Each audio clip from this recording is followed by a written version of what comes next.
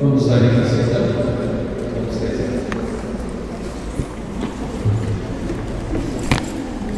Em nome do Pai, do Filho e do Espírito Santo. Amém. Vinde, Espírito Santo, enchei os corações dos vossos fiéis e acendei neles o fogo do vosso amor.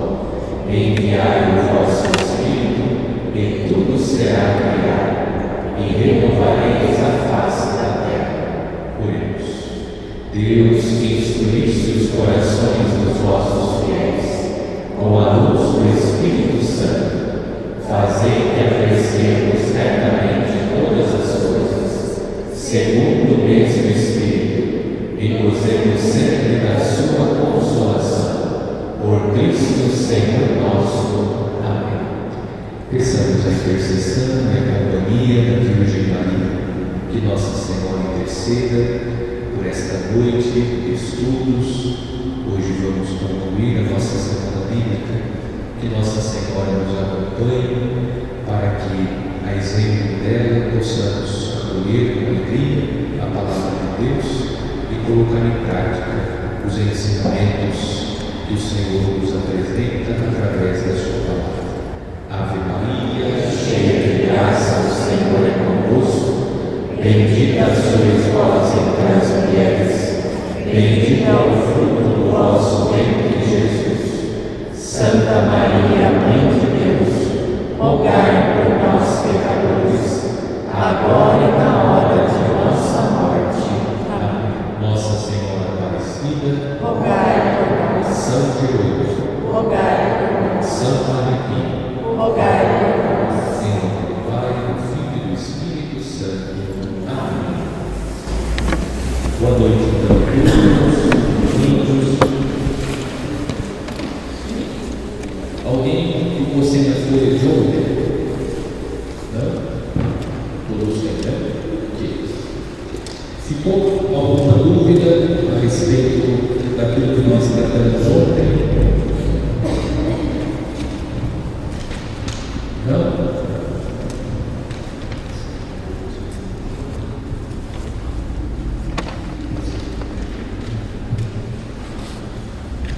Se alguém está aqui não tem a folhinha do primeiro dia, eu tenho aqui também.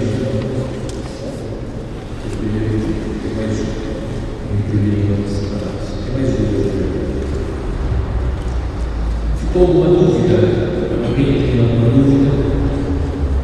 Que bom. Tem dúvida? Coloca o professor ensaiador, certo? Ok. Então nós vamos seguir hoje com a mesma folha que nós utilizamos ontem. Então fazendo aqui uma rápida retrospectiva. Então na primeira parte do nosso texto nós voltamos a refletir sobre a relação Bíblia e história, então trazendo presente essa relação que é importante para entender o livro de Josué. Então, no primeiro momento nós vimos que o que nós encontramos na Bíblia é a teologia da história.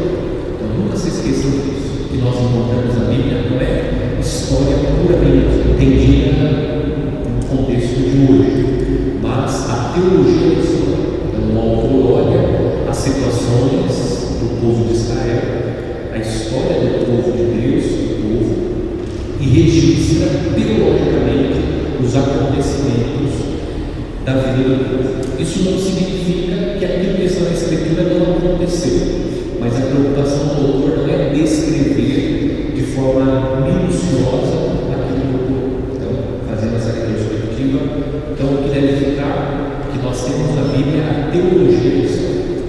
Depois nós entramos na história deuteronomista. Então eu disse que nós temos diferentes escolas dentro da Bíblia, no Antigo Testamento especialmente. Nós encontramos diferentes escolas que sempre enfatizam um aspecto. E a escola deuteronomista enfatiza o que mesmo? Isso, a lei. A lei. Então é muito recorrente na literatura deuteronomista a lei. E nós vimos que o livro de Josué está dentro desse rol dos livros que contemplam a história deuteronomista, que é uma lei soberana. Nós encontramos nesses livros a ênfase na lei, a importância de observar a lei. Depois nós seguimos e começamos a ver o livro de Josué, e nós olhamos a estrutura do livro de Josué. Então, eu disse a vocês que existem inúmeras formas de organizar didaticamente a estrutura dos livros da Bíblia.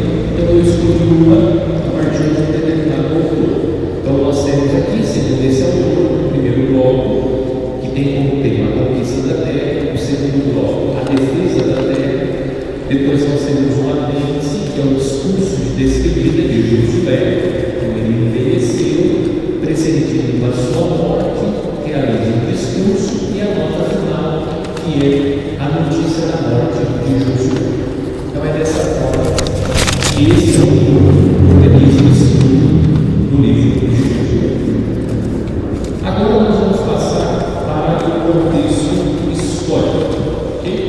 Então nós falamos nas notas introdutórias, agora nós vamos entrar no contexto histórico do livro de Josué. Okay? Bom, eu já vou avançando um pouquinho no estudo, então, isso como tem luz aqui, mesmo se tivesse me escrever, vocês não entendem nada, então agora prestem bem atenção, que eu vou começar aqui já a desenhar qual que é a lógica que nós temos que ter presente para entender o livro de Josué. Eu vou fazer uma retrospectiva também dos pontos fundamentais que nós vimos para agora entender o livro de Josué.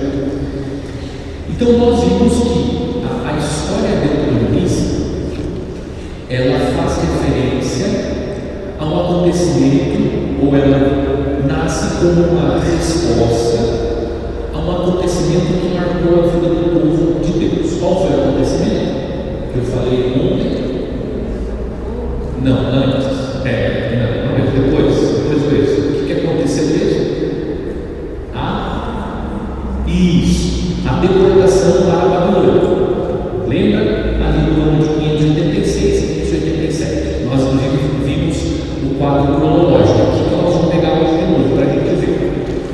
Então pega lá na sua Bíblia o quadro cronológico. Vamos lá encontrar o quadro cronológico desse acontecimento. Então nós tivemos primeiro a queda da Samaria, eu expliquei que os reinos foram divididos em reino do norte e reino do sul. A capital do reino do norte era Samaria, a capital do reino do sul era Jerusalém. Então primeiro a queda do reino do norte e depois a queda do reino do sul. E nós temos então essa grande tragédia. Então a história deuteronomista é a busca de dar um sentido à tragédia ocorrida na vida do povo. Qual tragédia? A deportação, o exílio da Babilônia. Ok? Então esse é o primeiro ponto. Vocês viram na folha ontem, nós vimos juntos, que a história deuteronomista ela começa em 550. Ok? Então começa-se a escrever nesse ano. Então nós temos um exílio. Bom, o que vocês precisam ter presente? Você deve lembrar lá na escola que o professor de história colocava na lousa e colocava AC, né? Então antes de Cristo e depois DC, depois de Cristo, tá? Quando é antes de Cristo, nós contamos de forma decrescente, ok? Nós vamos decrescendo. Depois de Cristo vai crescendo, 1, 2, 3. Quando nós olhamos a história antes de Cristo, é decrescente, ok? Nós vamos olhando de forma decrescente até chegar em Cristo, ok? Então nós temos aqui 587 e 586, que é a deportação do exílio, certo? Para a Babilônia. Então, a deportação do exílio da Babilônia. 550, olha só, está vendo? Tá agora decrescendo até chegar a Cristo, ok? Então nós já temos aqui mais ou menos 37 anos depois do exílio que começa a ser escrita. Então, acompanhando isso, tem uma luz aqui para colocar para ver se vai isso. Então, nós temos lá 587, então, Cristo está aqui, e aqui é batizado, né? Então, nós temos aqui a história que está vindo até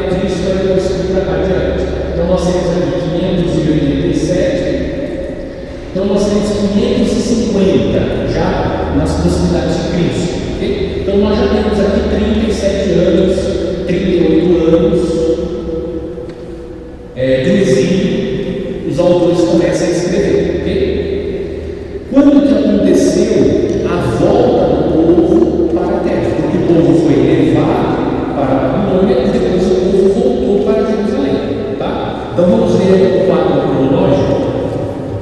Tem a data do nosso quadro cronológico. Então quem pega no final da Bíblia.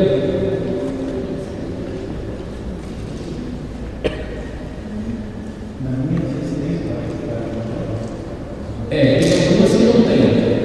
Não vou saber dizer. Você vai dar uma olhada no final. Eu acho que essa não tem. Eu acho que não tem. Olha só, quem tem lá o quadro cronológico encontra aí o ano de 538. Então foi no ano de 538 a.C. O que aconteceu? Houve o edito de Ciro. Tá? Quem tem aí a Bíblia de Jerusalém, não sei como está nas outras Bíblias, mas a Bíblia tem o quadro cronológico. 538, nós temos o edito de Ciro, que é o rei da Pérsia. Que o rei da Pérsia, ele autorizou a volta do povo para Jerusalém. Então o povo só foi voltar para Jerusalém em 538. Tá? Então nós temos mais ou menos quase que 50 anos. Quase que 50 anos. Ok? Quase que 50 anos. Então é aqui que nós precisamos ter presente esses fatos históricos para entender o livro de Josué e também a literatura deuteronomista. Ok? Então o livro de Josué está nesse meio. Ok? Então nós temos o exílio, depois em 550 começa a ser escrito os livros que contemplam a história deuteronomista e depois nós temos o retorno em 538. Então, é muito provável que o livro de Josué tenha sido escrito ou no exílio ou já no pós-exílio, ou seja, quando o povo voltou. Certo? Deu para acompanhar a linha de raciocínio aqui? Uma lousa fica mais difícil para revisar. Mas então, o que nós precisamos ter presente aqui? Que o livro de Josué foi escrito ou no exílio, quando o povo estava lá na Babilônia, ou quando o povo tinha voltado. Pós-exílio. E o que eles encontram na cidade destruída? O templo destruído. Tanto que aqui na cronologia, quem está com a cronologia aí verá, está escrito lá, 537, fundação do segundo templo, porque o primeiro templo foi destruído. Então, o segundo templo, 520, 515, construção do segundo templo. Ok? Então, veja, o povo voltou em 38, foi começar a construir o outro templo, 520, 515. Está vendo? Então é nesse período que está o nosso amigo aqui, Josué. Tá?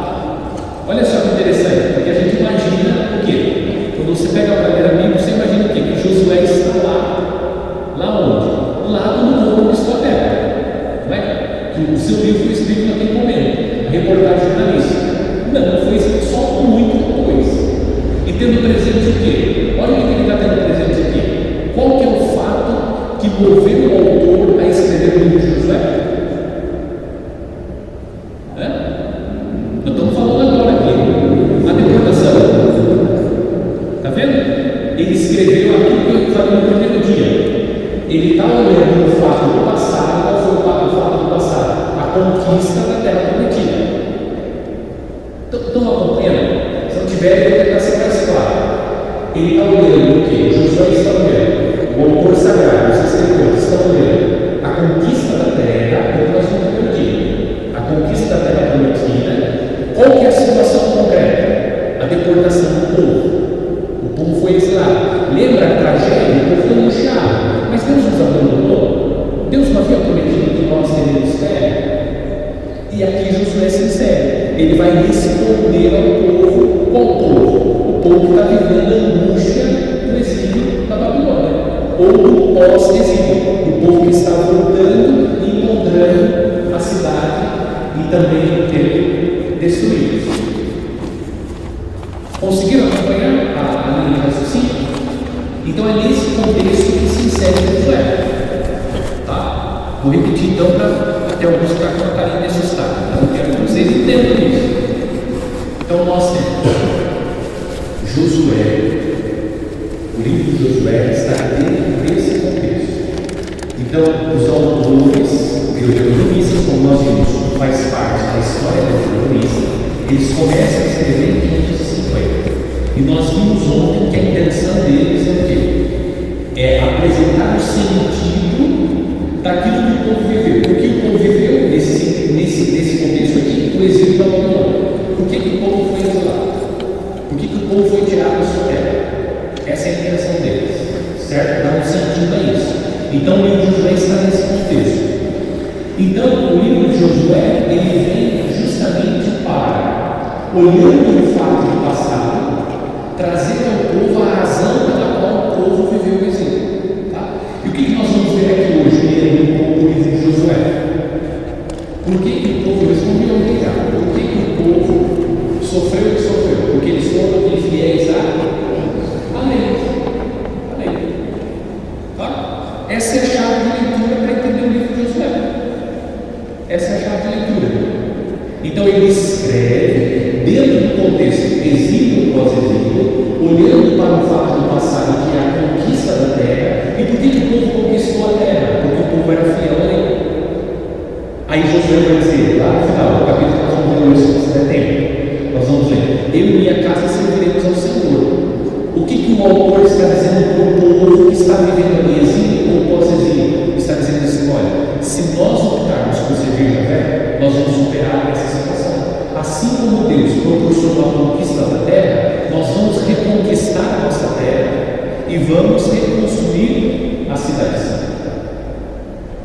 Ficou claro agora?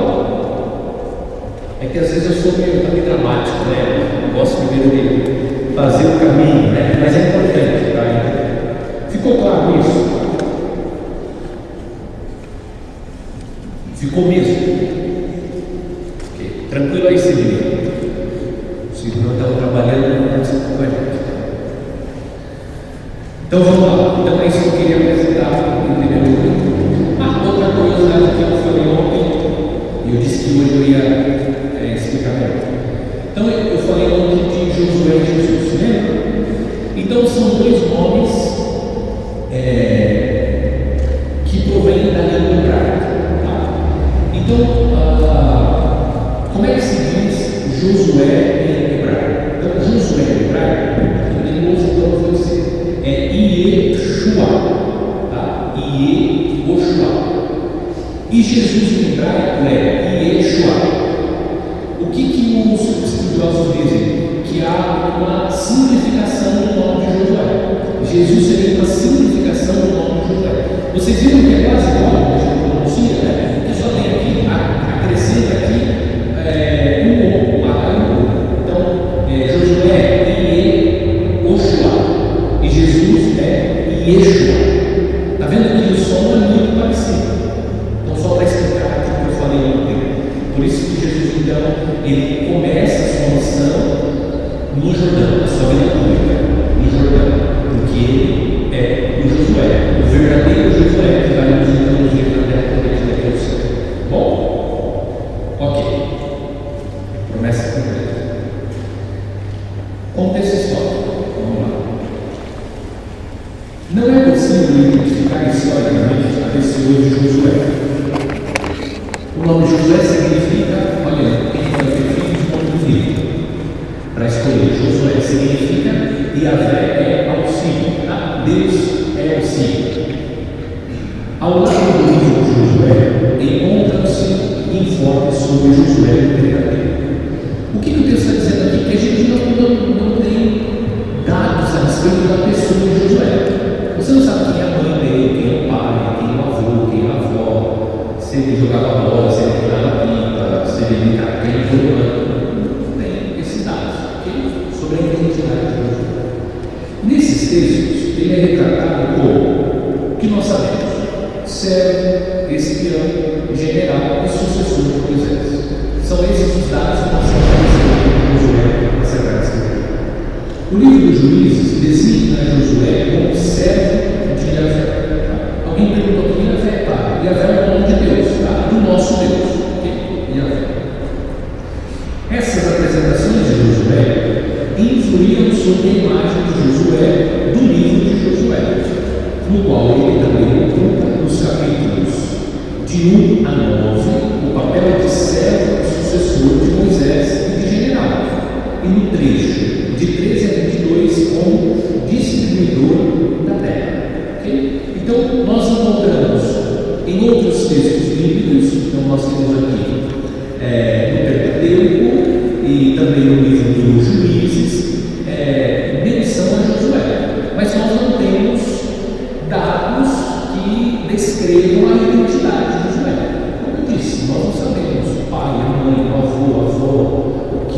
somente ele fazia, não. O que nós temos são esses dados.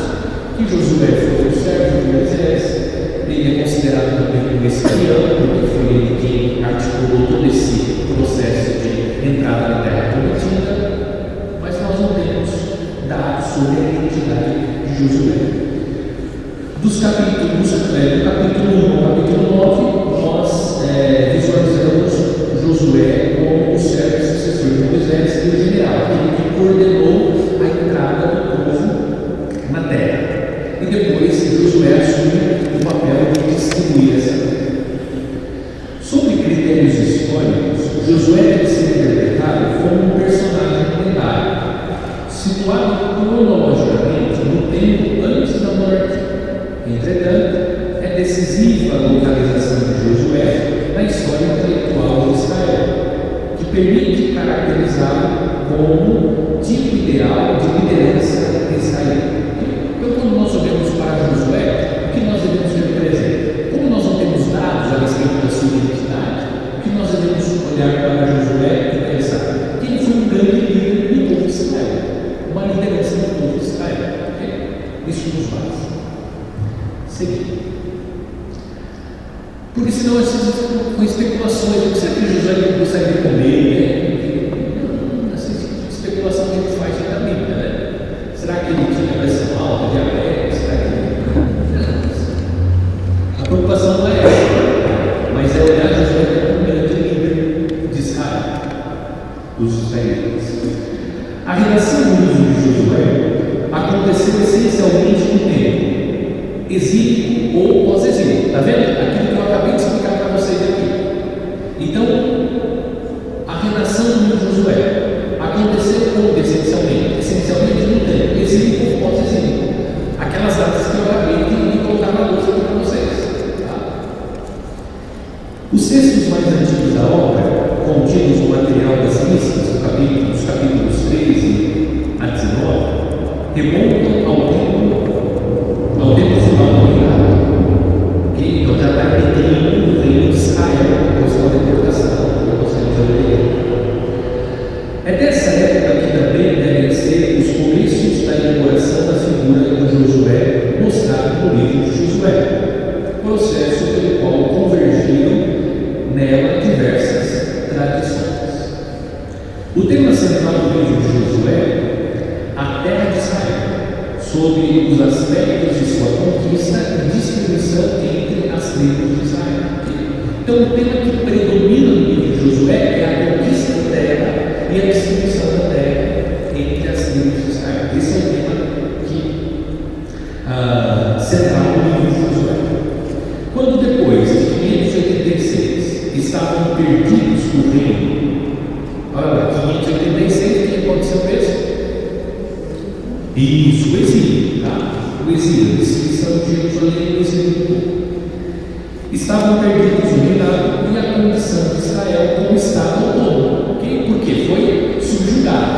Então nós temos lá Nabucodonosor, que invade a Jerusalém, destrói e deporta o povo está subjugado, ou seja, perdeu a sua autonomia. Não é mais um Estado soberano de direito. Não.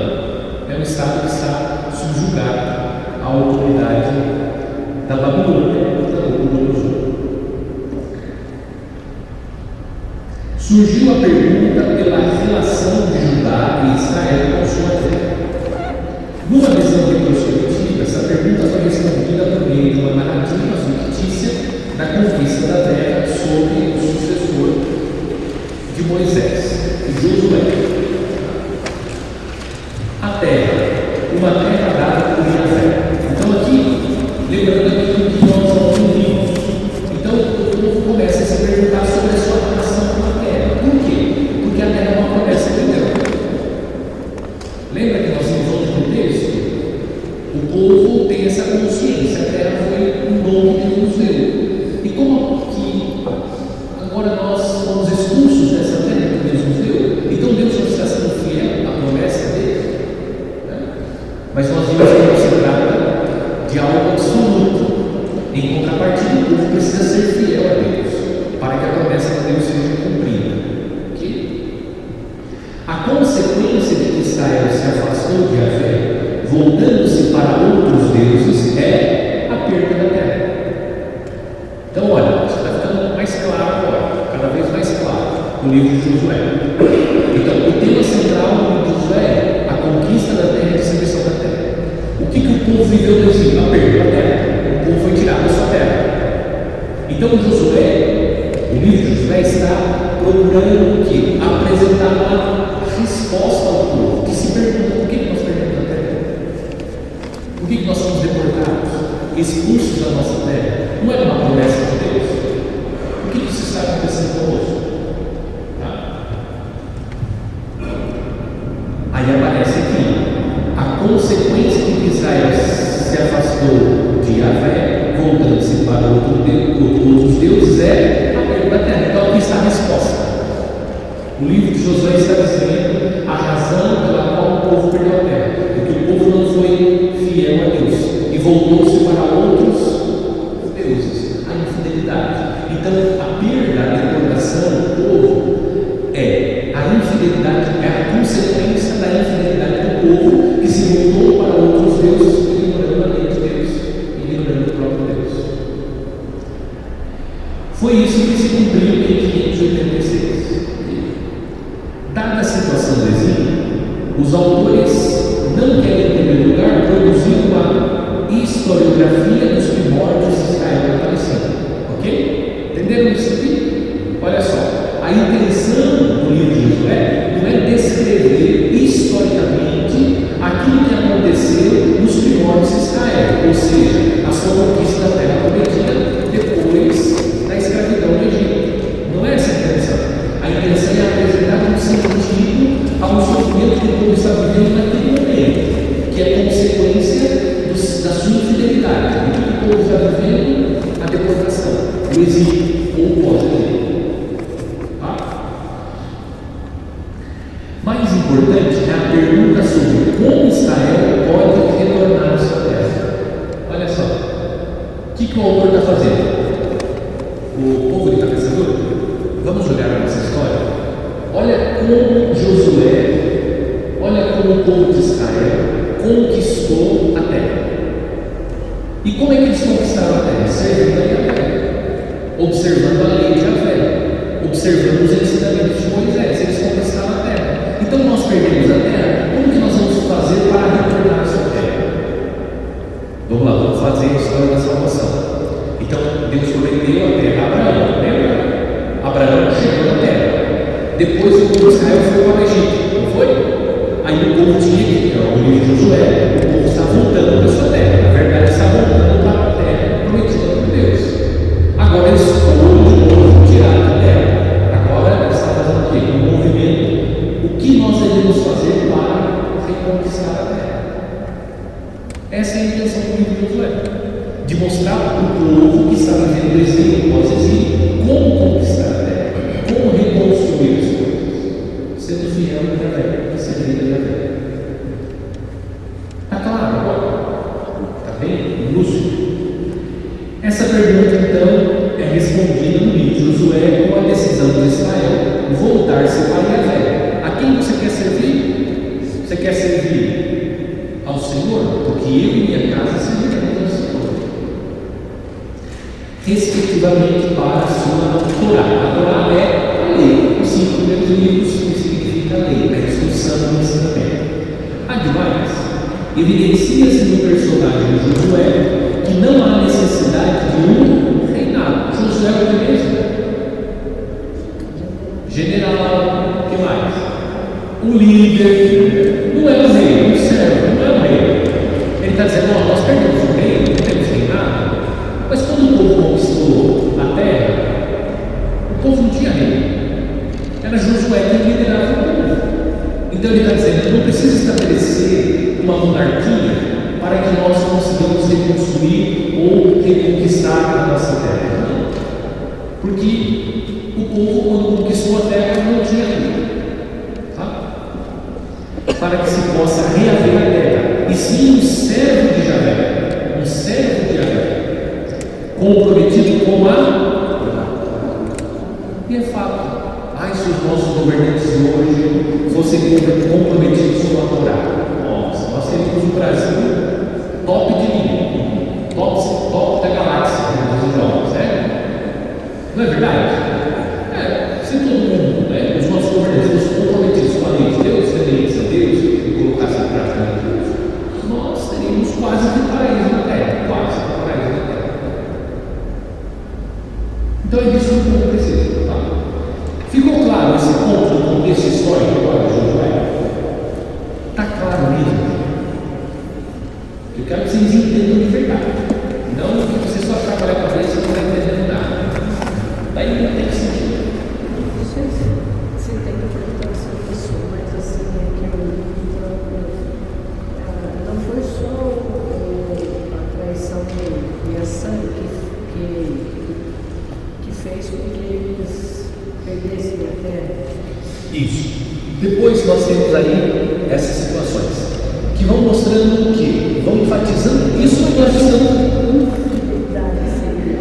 Isso, então, a infidelidade, a lei e a fé. Quando você é infiel a Deus e a fé, você perde a terra. Você perde a terra. O que significa para nós hoje? Lá é perder a terra mesmo, né? Porque eles não tinham, né? Porque ainda não se tem a concepção de vida eterna, nós temos hoje, de céu. Não tem essa concepção, é um processo revelatório. Deus foi revelando essas verdades da terra. Nós temos. Qual que é a concepção? Sinal da bênção de Deus é filhos e terra. Então, perder a terra é o quê? É um sinal de maldição. Você é um maldito, você não tem nada, não tem um lugar para puxar. Tá? Então, quando você é infiel, perde a terra. Tá? Então, a infidelidade. Ou seja, se eu não estou caminhando segundo a lei, eu sou infiel a Deus. Portanto, eu não conquisto a bênção de Deus. Porque a bênção de Deus, nesse momento da Sagrada Escritura, é terra e filhos. Por isso que a mulher estéril na Bíblia, ela sofre muito. Por quê? Porque na concepção do povo bíblico, filhos é uma bênção. Não que não seja hoje também, mas na concepção do povo bíblico, isso é uma desgraça, é uma maldição. Claro, hoje nós temos outra compreensão sobre isso. Mas só para que vocês entendam. Por quê? A promessa que Deus fez a Abraão foi qual? Filhos e terra. Certo? Porque ainda não se tem essa perspectiva de vida eterna. Tem o céu. A gente tem essa perspectiva. Ela foi sendo amadurecida ao longo da história. Ok? É claro que o fundamento teológico é muito claro para todo ele vem igual ao princípio. Mas a minha pergunta é a seguinte: naquele momento que Moisés conseguiu trazer o povo para a terra, um homem não parece uma só fé? Nós vamos ver. Houve sim, houve fogo. Já adianto, está aqui, mas já adianto. O progresso que houve, a monolatria. Tá?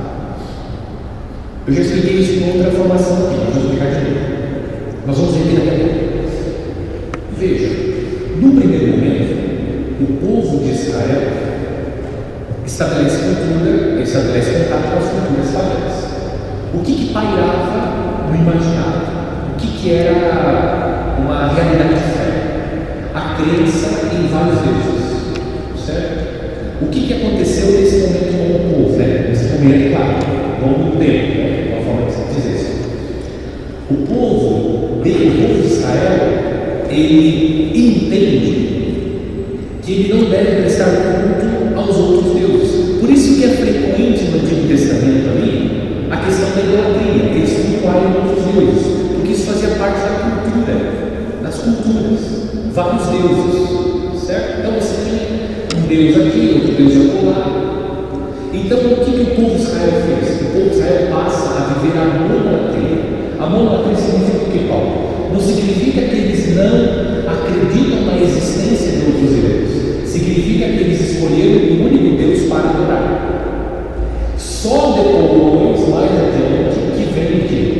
Vem o monoteísmo. O monoteísmo é diferente da monolatria. O monoteísmo significa só existe um Deus, não existe um Deus. Tá? Então aqui o que nós temos nesse caminho? Isso é um progresso. O povo deixa de adorar outros deuses e passa a adorar um único Deus, a monolatria.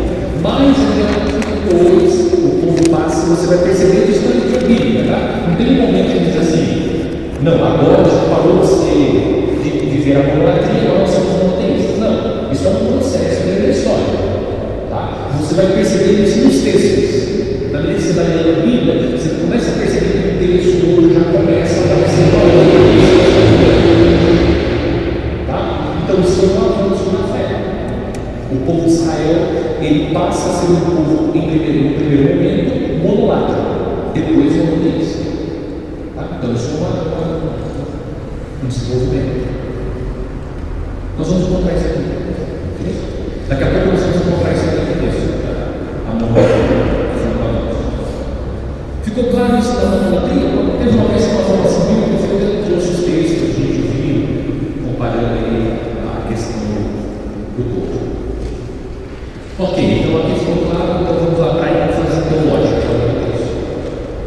Então, o que o texto pretende? Bom, então nós vimos que a Bíblia é um livro de teologia, um livro de fé, então nós temos aqui a teologia da história, agora vamos ver qual é a ênfase teológica, ou seja, a preocupação de fé, chama simples, do livro de Josué. Tá? Vamos ver qual é a ênfase que ele dá. Em nenhum outro livro do Antigo Testamento fala-se com tanta frequência de guerras, atos violentos e aniquilamento de pessoas e animais, como no livro de Josué. Como de resto, no Antigo Oriente, as guerras narradas neste livro são realizadas por incumbência do Deus da terra. Então veja, ele está escrevendo um fato, se lembrem disso. Josué está se reportando a um fato que está no passado, certo? Está no passado. Ele não está vivendo a conquista da terra, né? O livro de Josué não está vivendo a conquista da terra. Ele está olhando para esse fato no passado, tendo presente o quê? Tendo presente a recordação para dar sentido àquilo que o povo está vivendo, o que o povo está vivendo, tá? Então, ele, marcado pela sua cultura, é dessa forma que ele apresenta Deus. Ok? Ele dá a ordem de submeter o país e aniquilar seus moradores, caso ofereça resistência. Porque essa era a concepção que o povo tinha a respeito dos deuses, sobretudo os deuses relacionados à guerra. Certo? Porque nós temos aqui uma cultura que é politeísta, ou seja, acredita em vários deuses. Você tem os deuses da guerra, e o Deus da guerra manda a aniquilar as pessoas. Então essa é a concepção que o povo também tem de Deus, do nosso Deus, Yahvé. Israel imaginou sua conquista da terra. Olha só, Israel imaginou, está vendo? É fruto do quê? De um trabalho mental. Porque ele está olhando para o fato passado, ele não estava presente. As informações que chegam até ele, a partir disso ele vai o quê? Ele vai construindo teologicamente o seu texto. Lembra? Vai pensando fatos que foram importantes e vai redigindo o seu texto.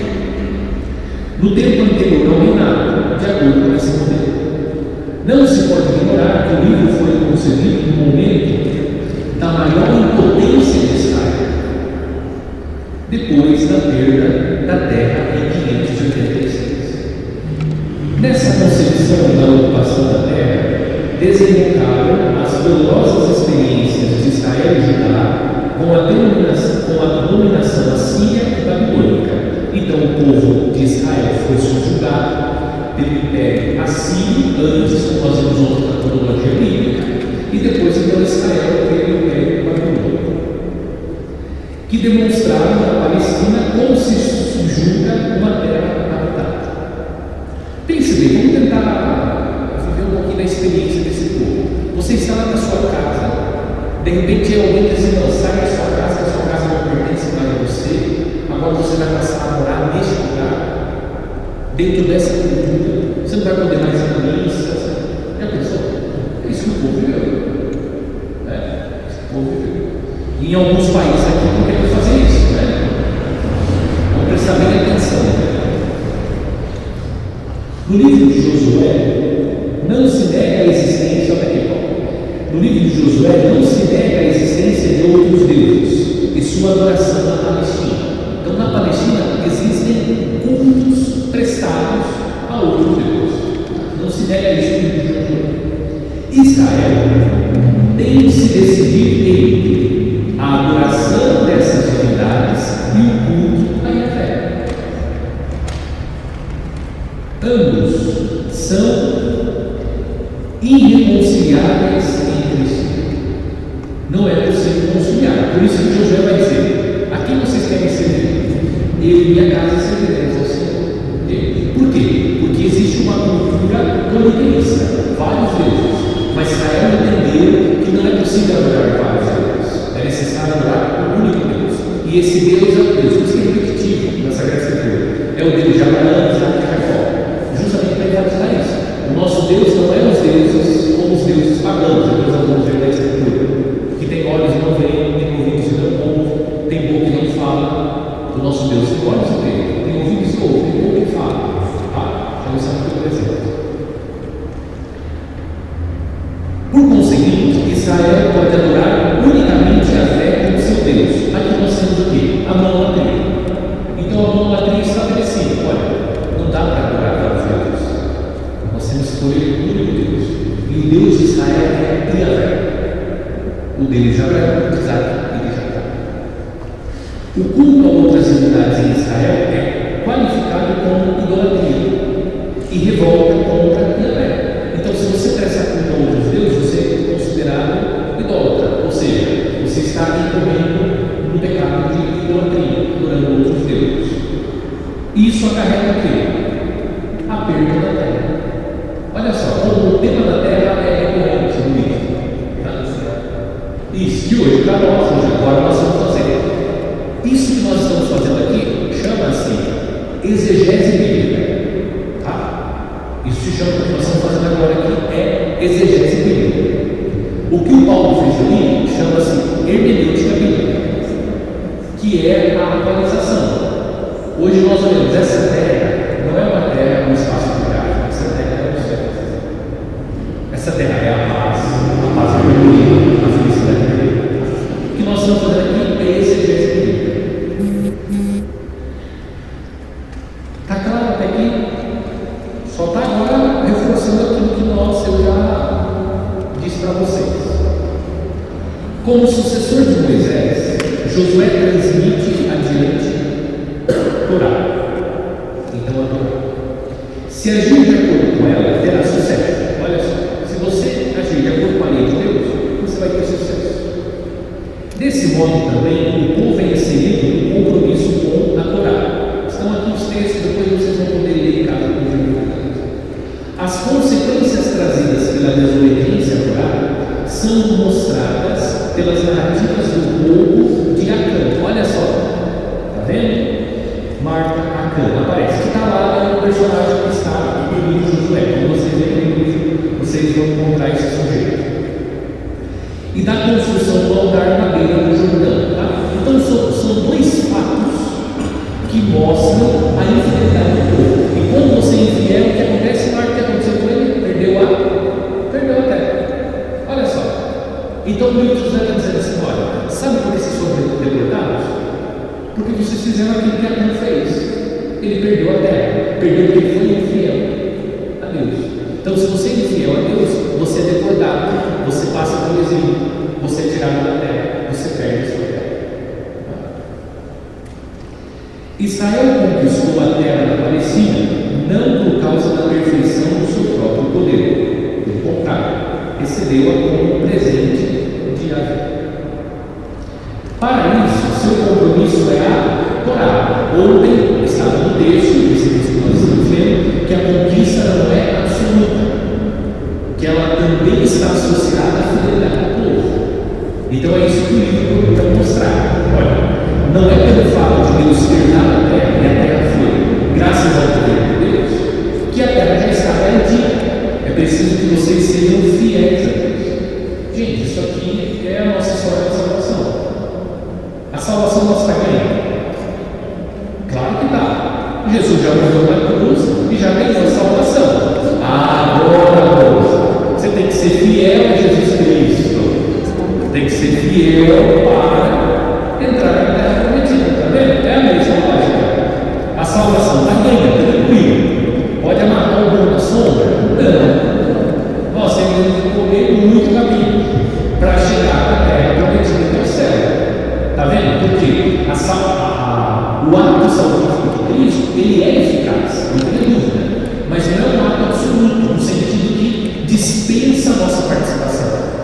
é necessário que nós participemos, ou traduzindo, que nós acolhemos, ou sejamos fiéis a Jesus Cristo. Isso nos ajuda a ficar mais ligado, porque às vezes a gente já está tranquilo, a terra está ganha, né? Está tranquilo, olha, não está dando. O Josué vai dizendo assim: ó, está ganhando ainda, olha o que aconteceu com o povo, foi deportado. Tá? Se o povo se afastar de Javé, também perderá. Pelas evidências do livro de Josué, Israel não é autóctone da Palestina. Tá? Autóctone significa aquele que é da terra, certo? Daquela terra. Então o povo de Israel não é autóctone daquela terra, da Palestina, certo?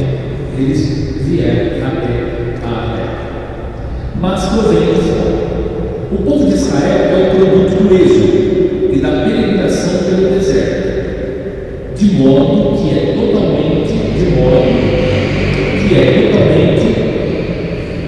está totalmente estranho à Palestina em termos religiosos.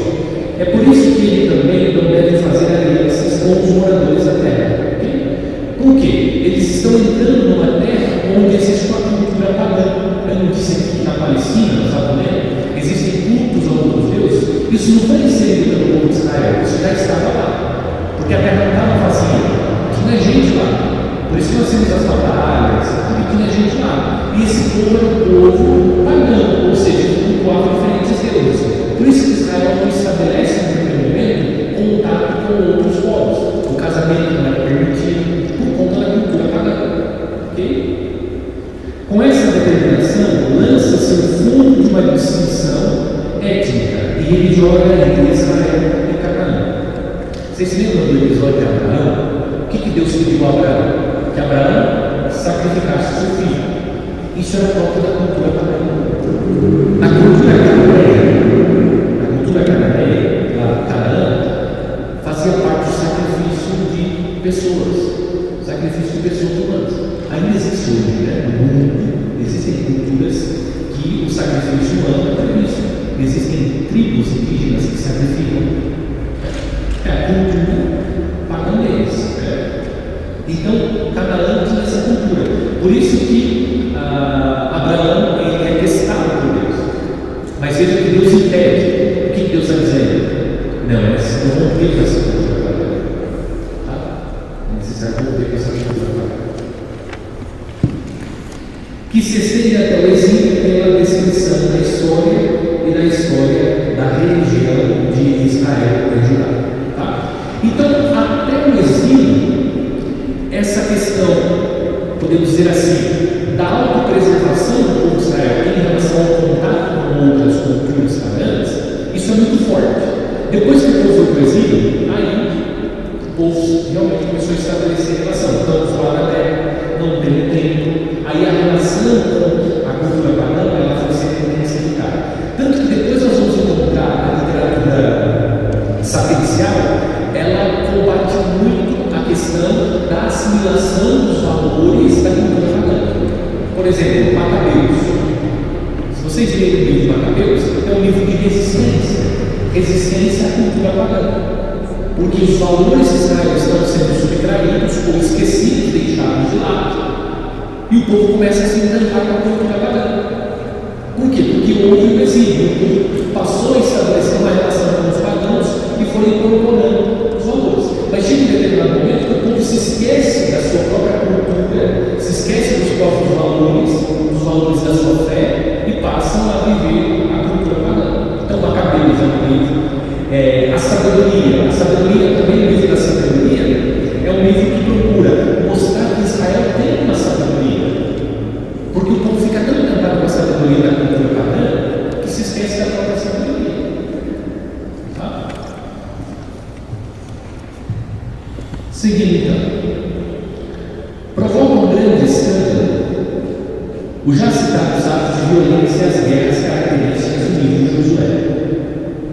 Se consideramos os relatos de atos violentos e guerras como sendo, a princípio, uma reação à experiência do tempo dos assírios, respectivamente da conquista de Jerusalém pelos babilônios e a ruína de Judá, torna-se perceptível nesse aspecto, a partir da perspectiva de Israel, uma esperança.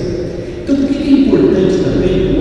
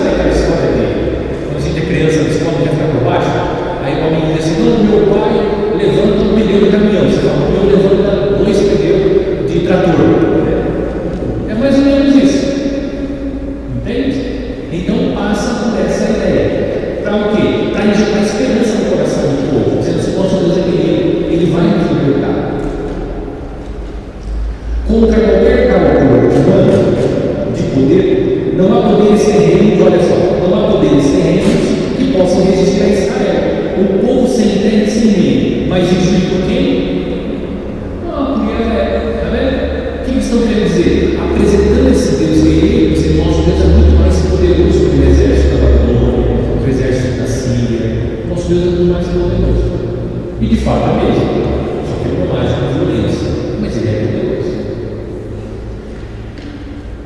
Não por acaso a figura ideal de Josué é apresentada como protagonista, pois seu nome expressa o programa teológico do livro. Qual é o programa teológico? Yahvé é. Olha aí. Pronto, podemos ir embora. Para entender o livro de Josué. O nome do livro já diz o que o livro pretende. O livro pretende dizer ao povo que está sofrendo exílio ou pós-exílio que Deus é auxílio.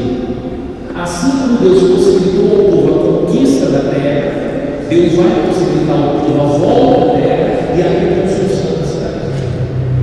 Isso. Eu acho que ficou bem clarinho, né? Ficou lá no nome do dia. O Israel eslavo institucionaliza Josué como líder de uma nova ocupação.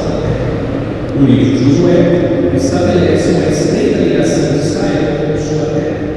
Desse modo, a história de Deus com o seu povo é centralizada no lugar. Por isso, o povo de Israel, o povo judeu, até hoje nós temos uma briga, né? Entre muçulmanos e judeus por conta da terra. Por quê? Valorizam a terra, certo? Eles têm um valor para eles muito grande na terra, porque a cultura judaica ela está muito ligada à terra. O povo de Israel está muito ligado à terra. A promessa de Deus não é nenhuma utopia para o além. Okay? Então, de forma bem concreta, o autor apresenta, não é uma utopia para o além. Ou seja, é uma promessa de Deus, sabe? Ficou alguma dúvida? Tranquilo? Ou mais ou menos?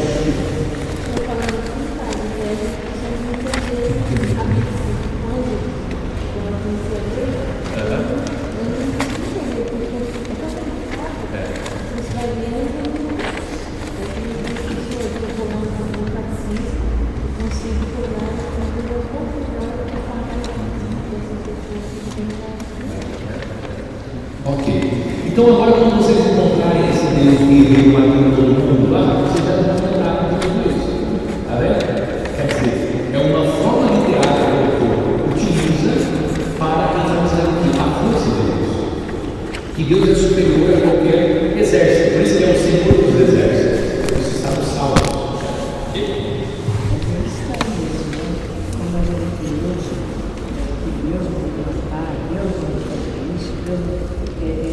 Parece que não combina com o Deus amoroso que a gente conhece, assim, né? Isso. Deu para entender isso? Deu? Então vamos lá agora ler alguns textos aí de Josué, porque a gente estudou ele, agora vamos dar uma olhadinha aqui para ver se é isso mesmo que eu estou inventando aqui, né? Não é que eu estou inventando. Então vamos lá. Vamos pegar aqui.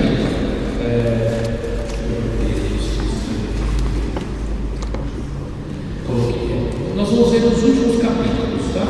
Vamos primeiro aí no 23, Josué 23.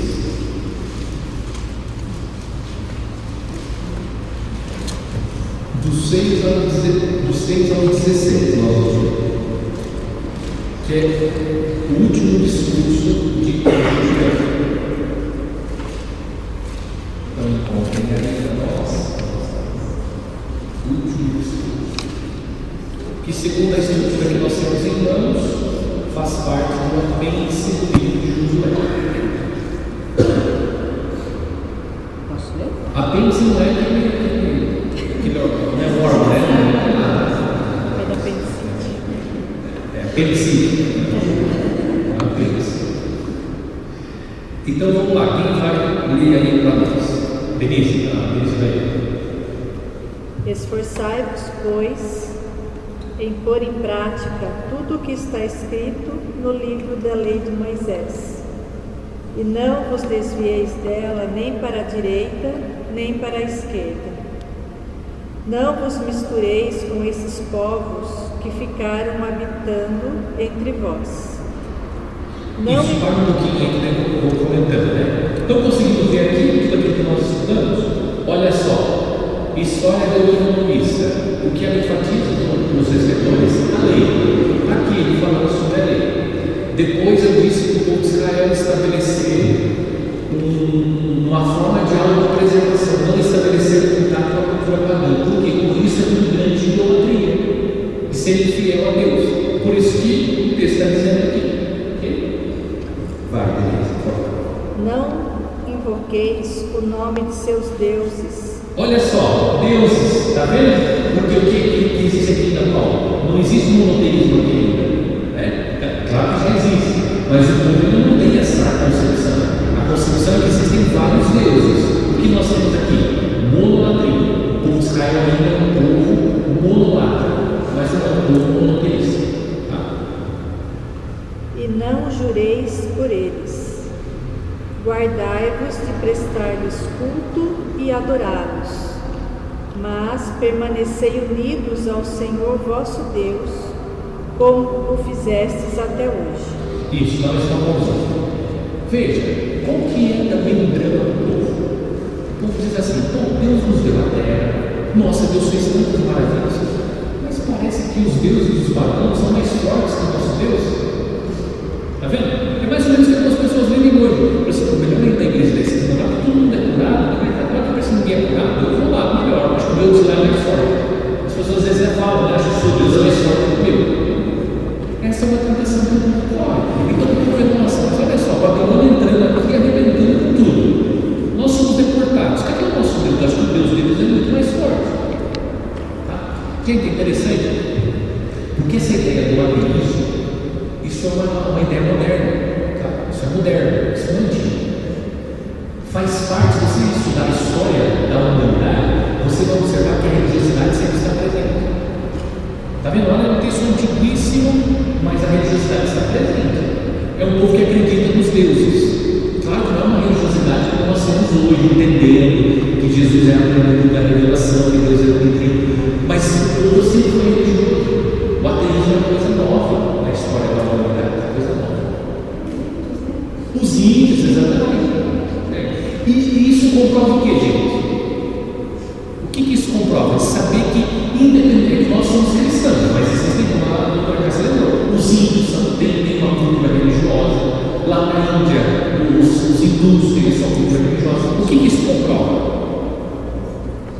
Olha só, raciocínio, o que isso comprova? Isso, o que existe? Que existe um Deus. Porque existe no ser humano o quê? Uma sede de algo que está para além. Está vendo? A própria natureza humana afirma que Deus existe. Porque dentro do homem, independentemente da sua cultura, existe uma busca pelo transcendente. O que é a religiosidade? A busca pelo transcendente. É pelo transcendente. Percebe? Isso é muito mais racional. Dizer que é. Está vendo? Aí, claro, o homem ele vai tentando entender quem é esse Deus.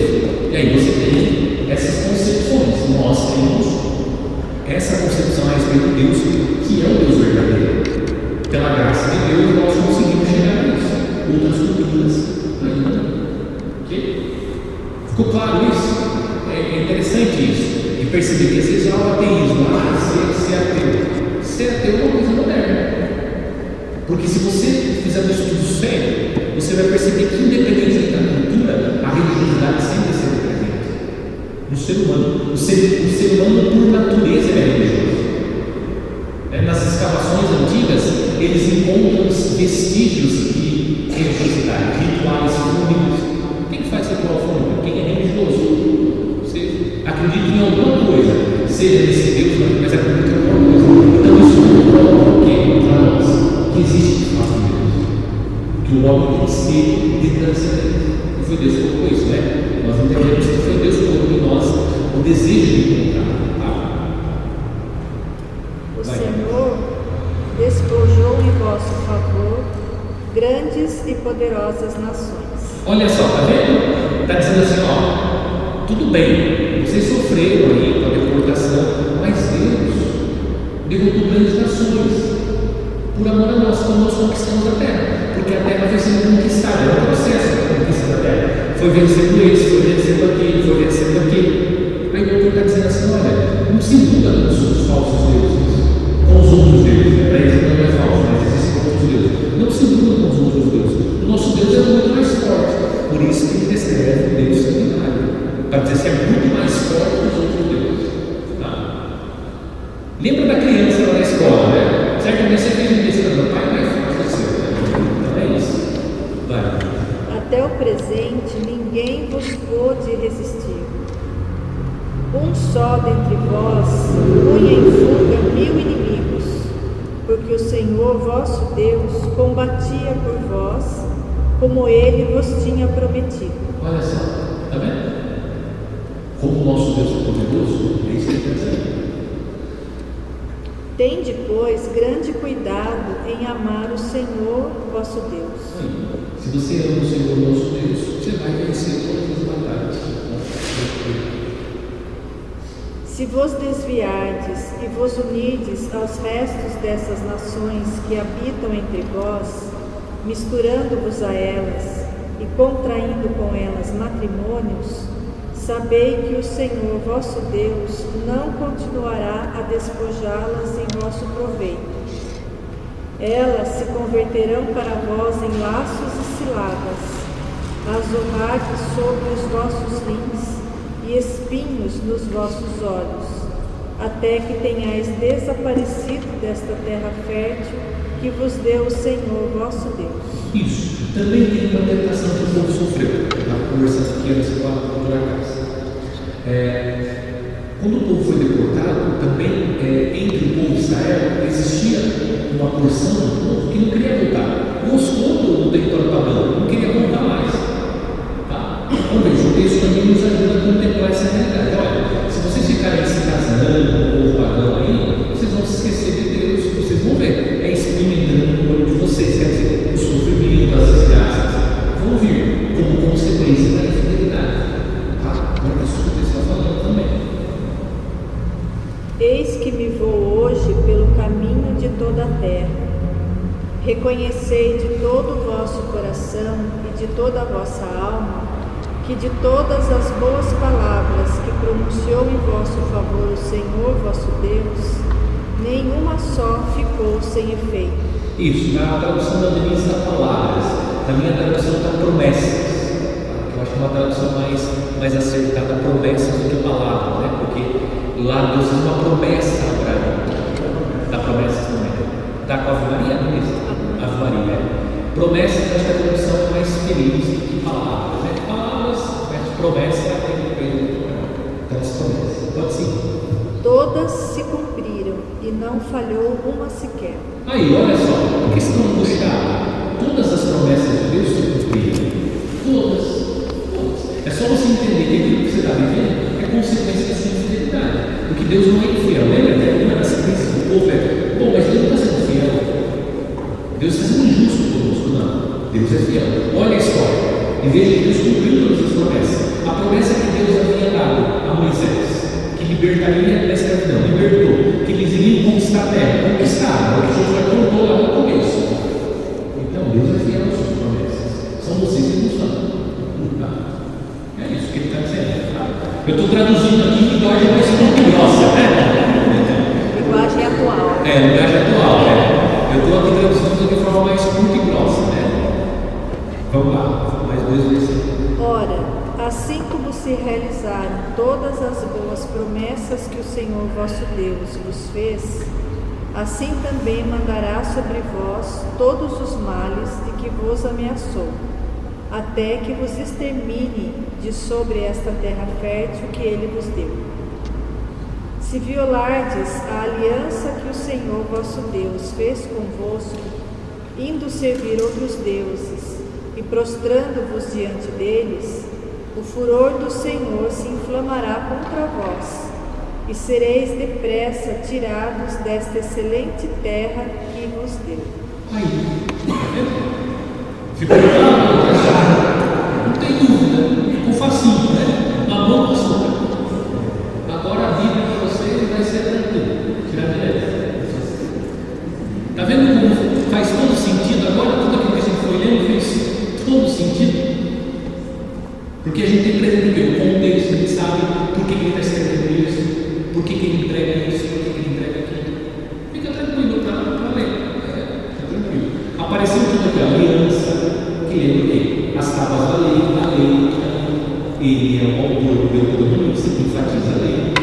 Por que ele está escrevendo dessa forma, falando do castigo de Javé? Porque o povo foi infiel a Deus e sofreu a deportação.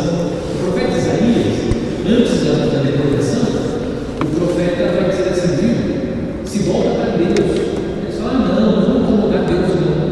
Aí o profeta diz: então tá bom, você vai ver o que vai acontecer com você. E foi o que aconteceu. Por isso que depois nós temos aquela promessa lá do Isaías, que depois nós admiramos a Virgem, a Nossa Senhora, né? A Virgem nascerá, no capítulo 7 do profeta Isaías.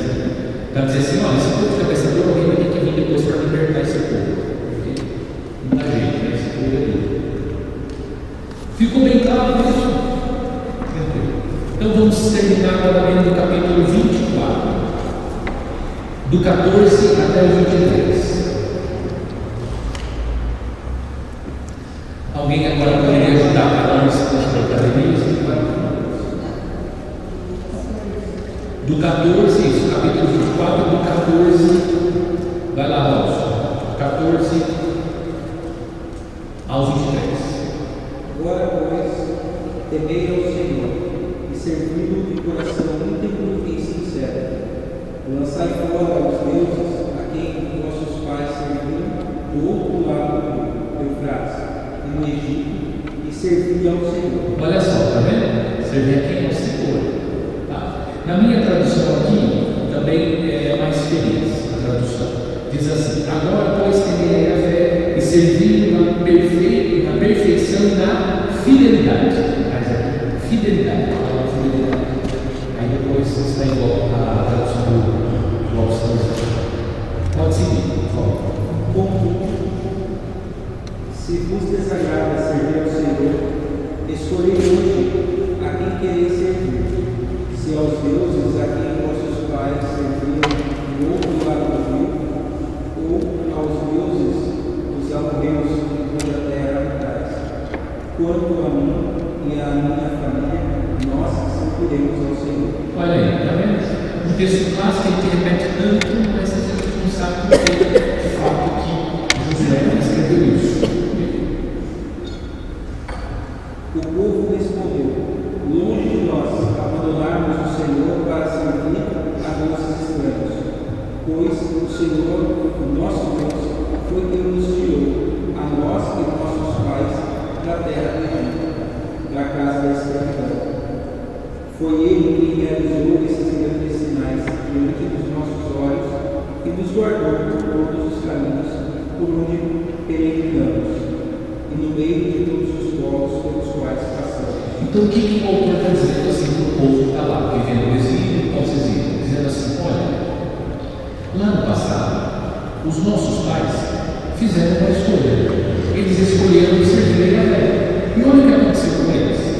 Eles entraram na terra prometida, conquistaram a terra. E quem fez isso foi o próprio Deus.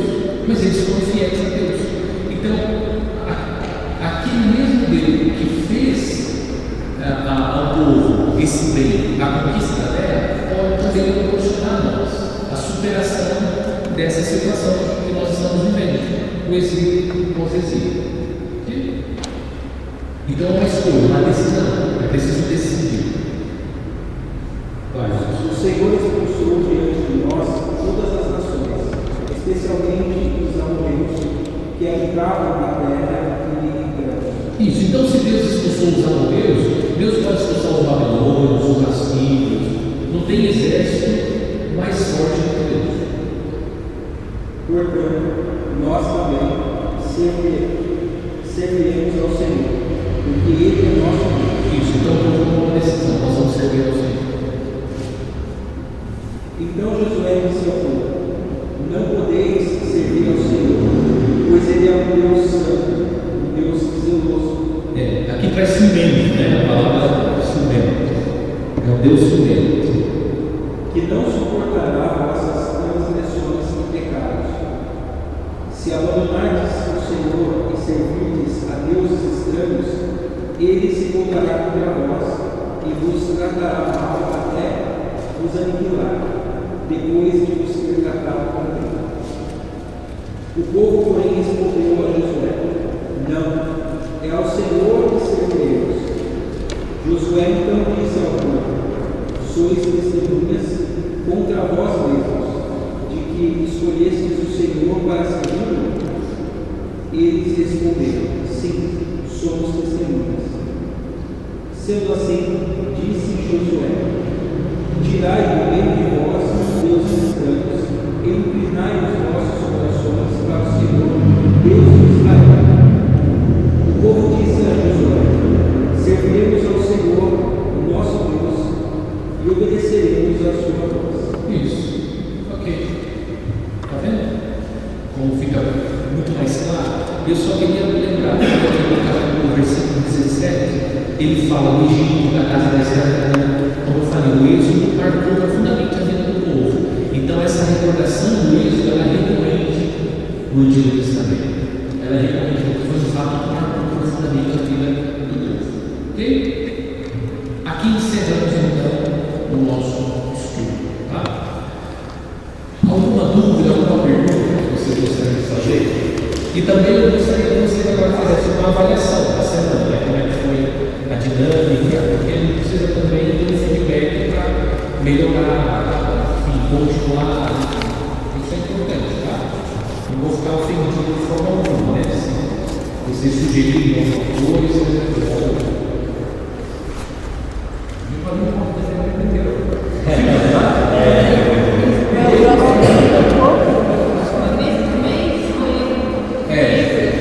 o meu sonho era fazer isso com vocês, mas eu preciso ser sincero. Ainda não dá. Gente, pode parecer, mas preparar às vezes um material como esse leva muito tempo. Assim. Você tem que sentar, você tem que pesquisa. Por mais que a gente tenha estudado, mas você tem que continuar estudando e novamente organizar as ideias para colocar. Então, como a gente tem que conciliar outras coisas, dizer assim para vocês, vamos fazer isso todo mês, um pouco de conflito, né? Mas de qualquer modo a gente vai continuar, com certeza, com a escola dos treinos, a gente estava fazendo uma vez por mês, a escola dos treinos, mas o que mais? Além dessa sugestão, pelo apoio do carinho. Uma pergunta. O Josué tem quase na analogia e não aparece, não. Quase não aparece. Não, na verdade a igreja fez uma seleção de textos. Então, dentro do ano litúrgico, os livros vão aparecendo, mas eu não consigo ler de forma assim, integral os livros durante o ano litúrgico, né? Porque são trechos. Então, é uma questão de escolha, de seleção, e a igreja seleciona um fragmento dos textos bíblicos. E, claro, a grande ênfase da liturgia em relação à Bíblia é o Evangelho, são os Evangelhos. Né? Então, é uma questão de escolha mesmo da igreja, contempla os livros, porém, que são diferentes fragmentos. Né? Porque, como a liturgia da palavra ela já é fixa, estabelecida, não tem como a igreja estabelecer, a não ser no livro de Josué, não é fundado que a igreja fica essa uma questão de contemplar os livros.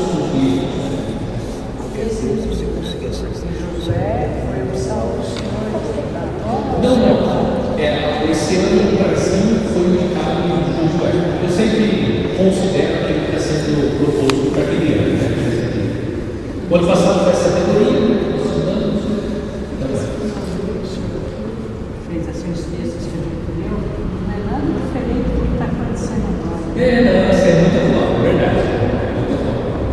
Mas, gente, daí, da semana, quero que vocês falem também da semana, se essa dinâmica foi bom. Eu geralmente fazia um pouquinho. Antigamente eu usava bastante o PowerPoint, né? Agora eu estou usando mais a folha. Então eu vou assim, tentando encontrar um meio que seja bom para você. A folha foi. Vai levar para casa. Um dos pedidos que o pessoal fazia quando as situações era que se fizesse mesmo uma folhinha, né? Então, nós estamos fazendo.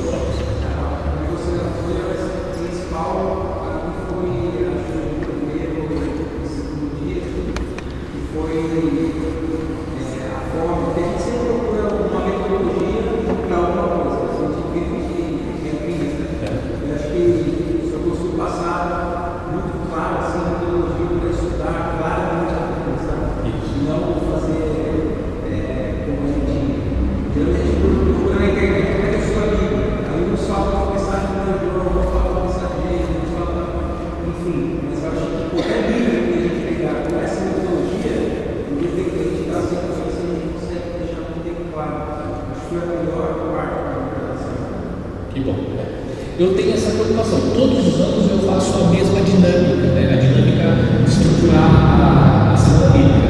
Primeiro a introdução à leitura bíblica, depois a leitura bíblica. Até porque a gente não ia dar conta de estudar o livro de Josué mesmo nesses 4 dias, né? Então, a gente não ia conseguir estudar todos os capítulos dele lá, são 24 capítulos, não dá conta. Então a gente faz essa leitura, porque aí vocês vão aqui recebendo esse método, né? Essa palavra do óculos, ou seja, vocês estão recebendo esse óculos que vai ajudar vocês a enxergar todos os livros da Bíblia. Depois a gente dá uma pincelada aqui no contexto do Josué, que já ficou fácil de ler o Josué agora. Tá vendo? Então, bom, obrigado, agradeço por esse retorno, porque isso também a gente está no caminho certo.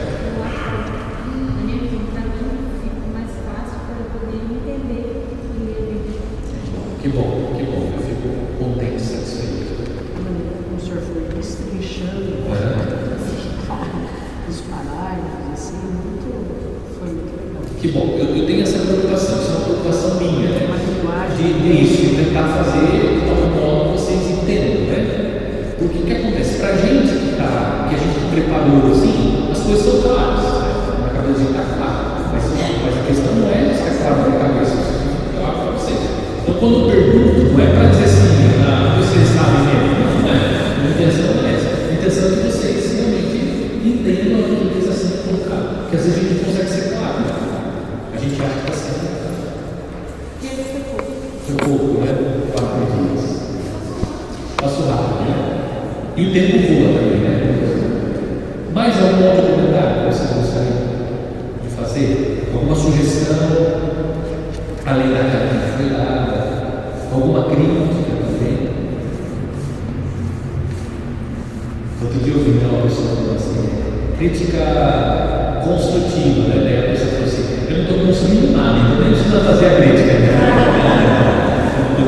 Vai que nem a Japão mesmo, lá o deus dele é o Buda, né? Japão, né? Daí são as culturas e outras formas de religiosidade, né? Uma delas é a religião budista também. Essa Bíblia de Jerusalém é usada só para estudo? Não. A gente conseguiria,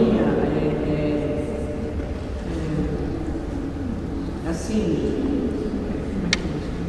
perguntar, ler Usá-la assim para oração.